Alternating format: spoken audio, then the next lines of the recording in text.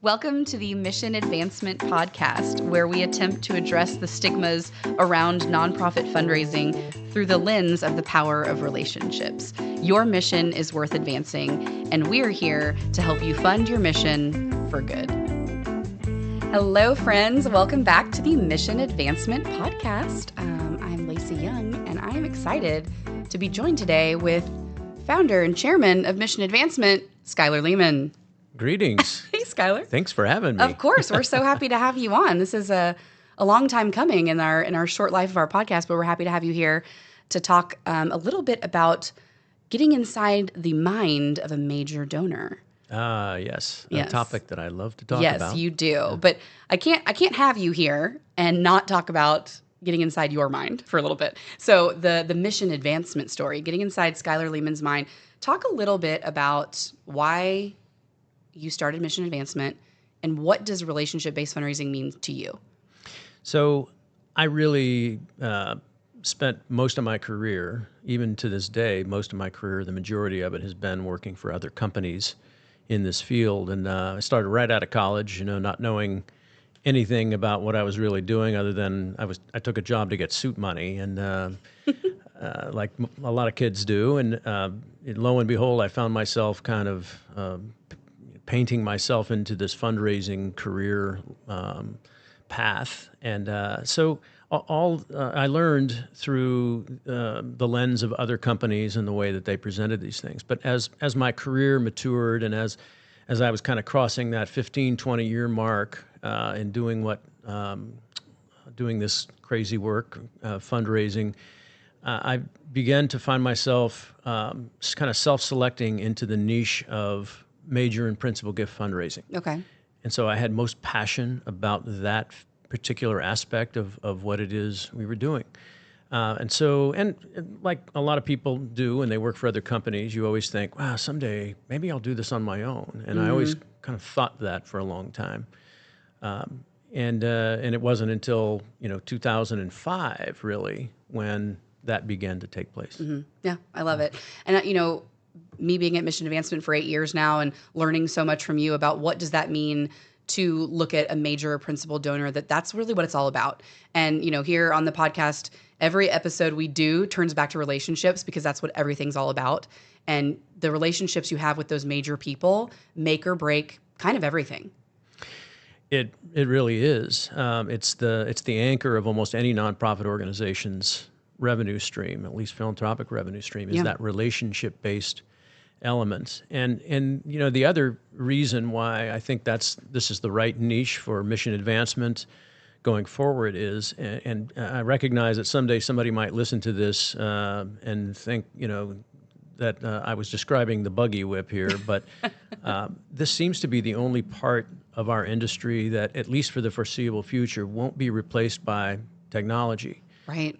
People don't make decisions to give 7- and 8-figure gifts through social media, through texting, absolutely, or through AI, like things like that. It's going to be person to person. Comes through a very deep personal relationship with a mission and its leadership. I love that. So again, you mentioned this at the top of the episode.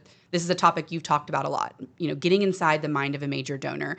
And so I want to start just kind of with a simple thing of what is major? Why do we call it that? Or maybe sometimes why do we not call it that? Yeah, so every organization uses the term major gift, I think, and it means something different to that organization. For one organization, it could mean a $100,000 gift or larger. For another, it could mean a $1,000 gift or larger. So it is a relative term. I would, if I were going to kind of put a parenthetical statement after the term major, I would say major represents your top, say, somewhere between 50 and 100 donors in the organization. And so regardless of what size of gift that might mean, it's one that would probably represent the top echelon of your support base. Yeah, and so there's got to be different strategies for those different areas within the donor base, like you said. Let's talk a little about who's the customer. If you're a nonprofit leader listening to this right now and you're thinking, okay, I've got 150 donors total, and Skylar just told me that the top this many is our major. Who's the customer that they should be looking at right now? Well, every nonprofit organization would identify a customer that would probably be right at the target, right in the crosshairs of what their mission is about. So, if they're a homeless mission, they would say it's homeless women, men, and children that would be our customer. But what almost no nonprofit organization thinks about is the group of people who, through their generosity and commitment to wanting to see that primary mission flourish, provide the necessary financial resources to make it so. In other words, their donor base. And that really is a second customer, if you will, if we can use that term. I know it sounds a little odd sometimes in the nonprofit world to describe them that way. But if they are a customer, meaning if there's somebody that it is incumbent on us to serve, then there should be a mission behind it, and the extent to which that mission is carried out oftentimes leads to the successful funding of that particular organization. Yeah, absolutely. So I know, when we talk about kind of the different levels of giving and what that looks like and why people give, what do you think the motivations are for major donors, and why is that unique? Why is that different? So large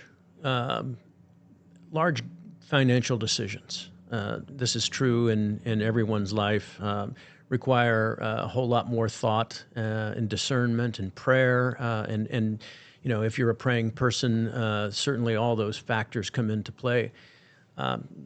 Think about, going to the grocery store and you're, checking out and, you look down and you see gum and you're like, oh yeah, you just grab it and throw it up there. You don't check the price of the gum. You're right. not, it's just it's a transactional decision that really close to the register purchase. Mm-hmm. I'm guilty of it. Yeah. So, and then there are financial decisions that maybe require just a moment's thought and consideration. Maybe you do look at the price of the filet mignon before right. you put it in the cart, and is this $20 a pound or is this $10 a pound kind of stuff. And then there are the very large financial decisions in one's life that require much more discernment. Probably you want to sleep on it, and you probably want to talk to those around you, and you want to make sure that it's going to be a very wise choice to invest your resources in that particular thing. Philanthropy is exactly the same. People, I think as I talk about in my book and in this slide deck that we've presented many times on this topic, you throw change in the Ronald McDonald slot after you pick up your coffee at the drive-thru, in the Ronald McDonald House thing. And that's usually almost they're doing us a service by keeping the change out of your pocket.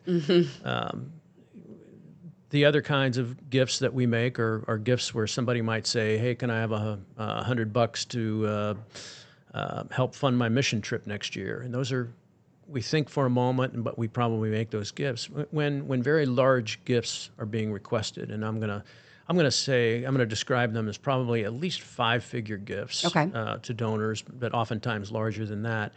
It requires a much more thoughtful discernment, prayer, time, and advice from those around you to ultimately lead to those kinds of decisions. One thing I know that I've heard you say before, and we've talked about this a lot with many clients, is that we truly know that most people are not giving to capacity. Why do you think that is?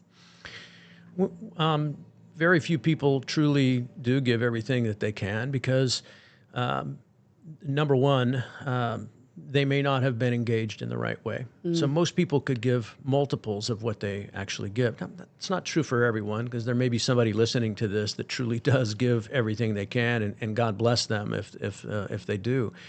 But most people have room to grow, and the idea is if a nonprofit mission or the leadership of that can engage you in such a way that creates a desire in you to want to give more, you probably can. And that's the premise of what we do through relationship-based fundraising, is we believe that there's room to grow. We just haven't figured out how to create that desire in donors to do so. Yeah. I think, a common mistake is that we treat everybody the same. And we think that everyone has the same motivation to give, and everybody maybe can give the same amount, when we may be asking the same group of people for $1,000. For one person, that $1,000 may be a 7-figure gift in their mind. But to someone else, it's a rounding error. It's like picking up the gum. They'll never notice it. That's right. The premise of inside the mind of a major donor was intended. I intended to write a book on that very topic, and I ended up changing it and including some along that topic. But it was that what we see too often is nonprofit organizations only look at things from their own perspective and haven't ever considered the role of or the perspective of the donor. So, in other words, they're all about this is what we need and this is the story that we need to tell. So imagine if you're meeting a new friend and all you do when you meet with this new friend the first time and you meet with them for an hour is you tell them only your story and you tell them everything about you and everything that you think is interesting about you and then you leave thinking, well, I think that new friend is probably going to love me because I'm such an interesting story to tell and I have such a compelling story around my life. And you would be dead wrong if that was the case, right? I think the person would probably leave thinking, wow, what a self-absorbed person. Right, Never took absolutely. a moment to ask me a question or get to know me. And so what does a nonprofit organization look like through the eyes of the donor? Yeah. I think learning why they love you and gaining what their interests and their passion levels are, sometimes we take it for granted because they already give. Oh, they love us because they love our mission as a whole, but there may be something that they want to be a part of. And when we look at how do you assess donors' passions and interests, how do you figure out who they are, you have to ask those questions. You can't just be talking about the mission the whole time. So this goes back to something you said a minute ago of that second customer.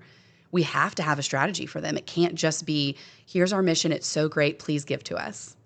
It's got to be, here's our mission, it's so great, and I know you love this piece of it, and you have shown me that you want to be a part of it. Now I'm going to in turn show you how your gift is going to make a difference. Yeah, that's exactly right.